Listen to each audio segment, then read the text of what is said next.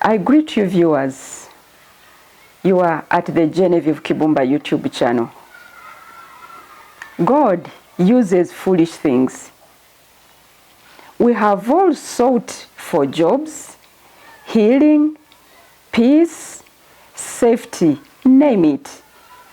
When one is looking for food, one goes to a person better off than himself. Nobody goes to someone worse than them, seeking for something better. You cannot go for wealth to a poor man. You cannot go for healing to a sick man. Logic, in its natural form, cannot allow it. But God uses the foolish things to astonish the wise. He does this for his name's sake and for him to be glorified. When Elijah was hungry, God sent him to Zarephath, to a widow who could hardly feed herself and her son. The outcome of his meeting with that widow constitutes part of the famous Bible stories that we read today. Famine remained elsewhere except in the widow's house as long as Elijah was there. The landmen, the public figures in Syria in the olden days, did not know about Elisha the prophet, and they had come to accept Naaman, their boss, the leper, in their midst. Leprosy, Naaman was a leper. Leprosy was meant to seclude Naaman from the public, but his position kept him in the public. It is a slave girl that God used to tell her master about the prophet in Samaria.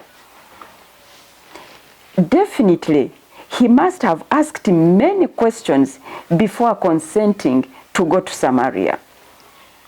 Naaman went to Samaria, but before he went there, he premeditated on how it should go.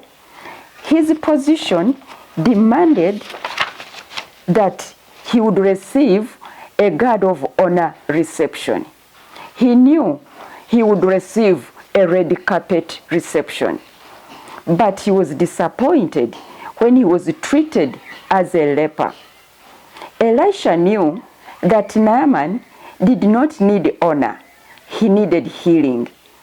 Naaman had never been embarrassed before. He had never seen things this way before. His position demanded respect, especially in another country. He had even gone with gifts to be given to Elisha as they parted. Elisha saw things God's way. He did not even wait for Naaman to reach him. He just sent a messenger. He gave a message to a common man to tell Naaman to dip himself in the Jordan River 7 times. Naaman needed a public cleansing, a public healing. It was yet another shock to Naaman. Surely, Naaman thought he deserved better.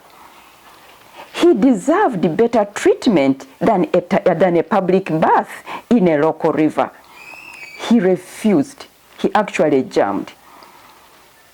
He gave a suggestion of how it should be. Nobody listened to him. He was a leper. His suggestions should even have helped him in his own country, but they didn't. It took the slave girl again to chip in her suggestion to her master. If the prophet had asked for a more complex thing, would you not have given it? How much more just a dipping in the river 7 times? Naaman complied. He dipped himself once, twice, thrice, and the public was counting up to 7 times.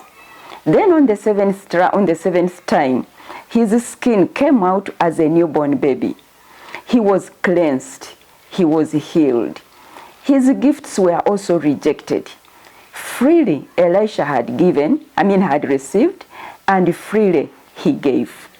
Naaman needed the slave girl more than he needed his position or his bosses.